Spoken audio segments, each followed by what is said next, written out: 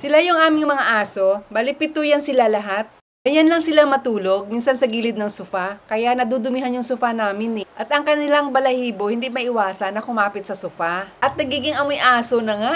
Yan ang problema kapag marami kang aso. At may case din na napapatakan siya ng tubig, kaya nagmumukhang madumi yung sofa.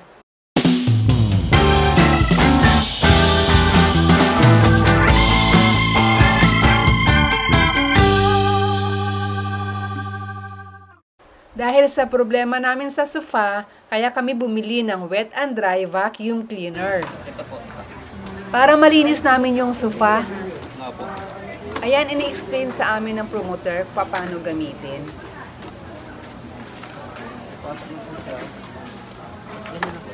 Yan ay dust bath kung dry cleaning ang gagawin mo. Papalit pala kami ng bag. Washable. Washable yan, ma'am. Ito po, ma'am. Tapos, meron din tong blower, ma'am. Lalagay nyo lang dito sa likod. Gamitin pag pinaliguan ng aso. Ayan ang presyo ng Black & Decker vacuum cleaner. Siyempre, pagdating sa bahay, check namin kung kumpleto yung mga parts. Ayan, ina-assemble na ng anak ko.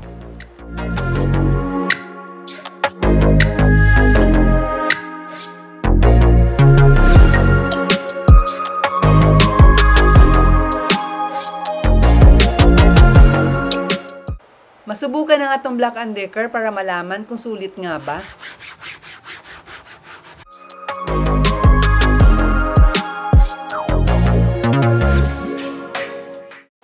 By area ang pagsabon namin, then bina-vacuum kaagad para hindi gaano ma-absorb ng sofa yung tubig.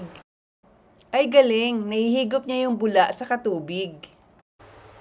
Sinabon ko na lahat kasi pangit kapag yung may dumi lang ang iyong sasabunan. Pag natuyo siya, nagkakamarka para nagkakaroon ng mapa. So, binasa na namin lahat. Hindi maganda kapag portion by portion lang ang iyong lilinisin. Kagaya nito oh. Ayan oh, parang may naiwang pang bakat, 'di ba, yung bilog.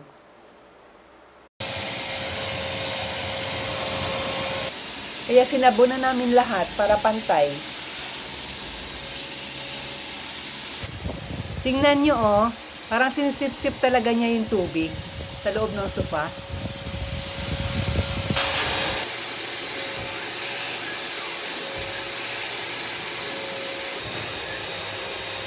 Ayan oh, medyo tuyo na.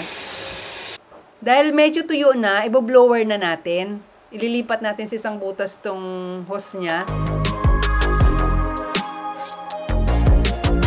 Itong kagandahan dito, meron siyang blower.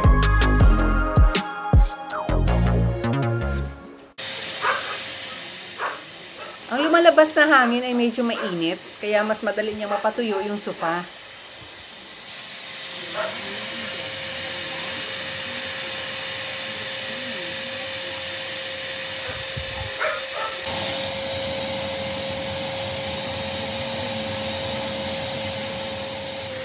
Nakakatuwa na solve namin yung problema namin sa sofa. Noong una kasi, pinoproblema talaga namin kung paano namin linisin.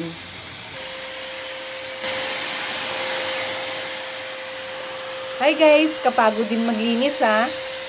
Pagod ka na, wala pang sahod. Ayan, tapos na.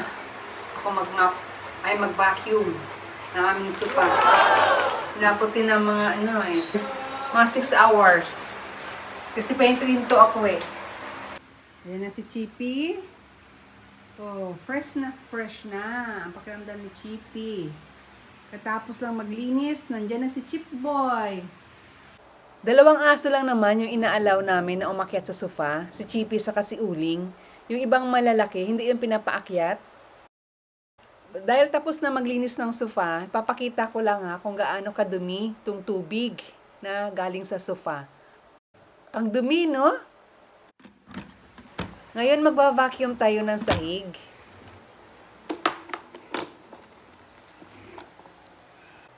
Papalitan natin ng pangsahig yung vacuum. Kasi kanina pang sofa yun or pang carpet. Ito mas malaki. Ito yung pang hard floor. Madali lang naman magpalit. Tanggalin mo lang, din isuksok mo ulit. Wala siyang mga screw, kaya ganun siya ka-convenient gamitin.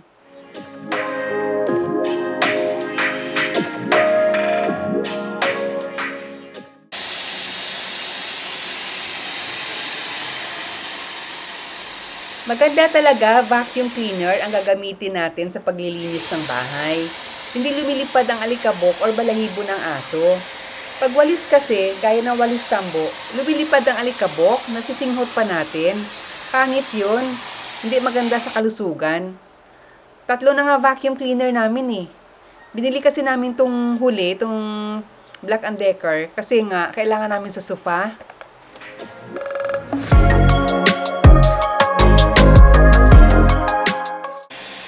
Saka ang dali gamitin, ang gaan.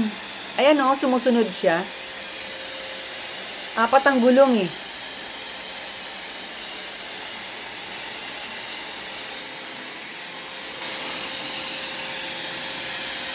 Subukan ko ulit dito sa basa, dito sa laundry room namin. Madumi eh. Linisin ko muna, kasi hindi naman nasisip-sip ng vacuum yung matigas na dumi.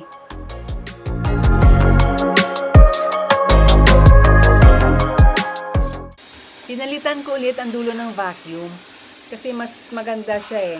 Mas malakas ang higop.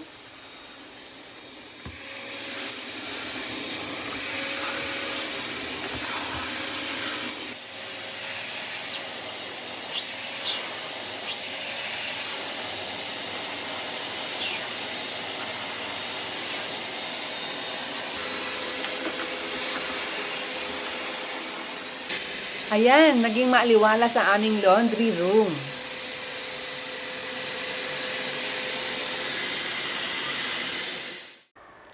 Ayan, after ilang oras na paglilinis natin, makikita natin kung gaano kadumi or karami ang nahigop ng vacuum na ito. Madali lang tanggalin. Nagustuhan ko na itong vacuum na ito eh. Ayan oh. Oh, see? Tingnan mo yan, ang dumi ng bahay namin. Madami kasi kaming aso, kaya mabilis madumihan yung bahay. Kahit kalilinis mo lang, maya-maya madumi na naman. Isa pang kagandahan ng Black & Decker, madali siyang linisin. Kaya nga hindi ko na nilagay yung dust bag eh, kasi ayaw ko magpalit-palit. Ginagamit kasi ang dust bag kapag alikabok lang ang iyong lilinisin, yung tuyo lang ba. Then pag tubig naman ang iyong lilinisin, aalisin mo yung dust bag. Eh, ayaw ko ng papalit-palit nga. Pero kailangan mo siyang lagyan ng tubig para yung alikabok ay hindi mag-ikot-ikot yan sa loob, kundi mahulog siya sa tubig. Para pagbukas mo, ay hindi mo masisinghot. Ito yung filter. Tingnan nyo naman no, ang daming balahibo ng aso. Tuwing after mong gamitin yung vacuum, ay lilinisin mo ito or itatapon mo yung dumi. Dahil kung hindi, mangangamoy yun. Sa sunod mong gamit, doon mo malalaman na hindi mo na itapon kasi pag gamit mo ng vacuum ay mabaho. Ito pinapakita ko lang kung paano ko linisin. Hindi ko na siya sinasabon. Sasabunin ko lang yan kung talagang maduming-madumi na.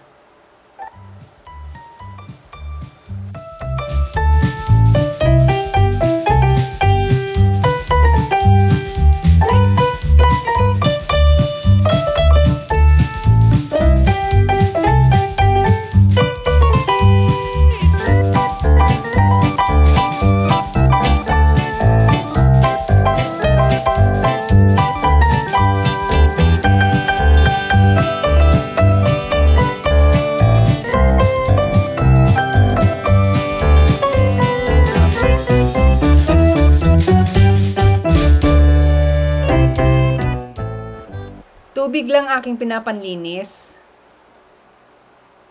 Then, iwasan lang natin na mabasa yung pinakamotor.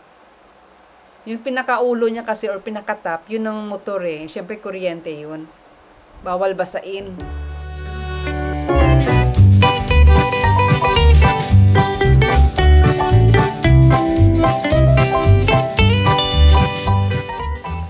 Ibabalik na natin.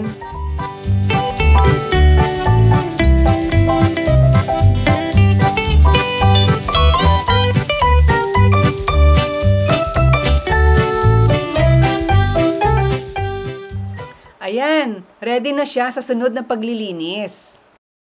Sa mga nagbabalak bumili ng vacuum, ayan, meron na kayong idea.